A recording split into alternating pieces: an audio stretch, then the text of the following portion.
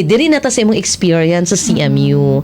Unsay ka nang pinaka ma-consider nimo nga challenging nga experience sa imong pag-eskwela diri sa CMU? I think one of the most challenging gid ma'am is wanting to go home. Oh, But you especially kay can't. first time nimo. Yes.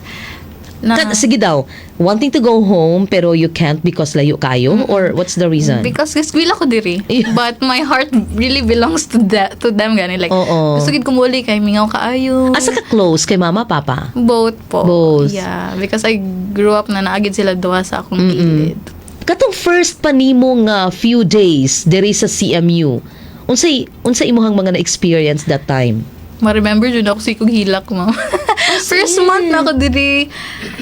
It's really hard to adjust in this kind of environment. Oo. First time na ako na independent. First time na ako Oo. nilayo sa akong parents. Kay my whole life, nagid sila permiga support. Although namgid sila. Oo. But kanang physical support, emotional support ka naagid sila in sa akong kiliran. It's really hard. So, first month, gigid ko hilak. I don't As know what in? to do. Kay gusto ko mauli. Oo. Nagbasol ko nga, naglayo ko. But, really, with the help of my friends po, nakatabang yun sila for me to adjust.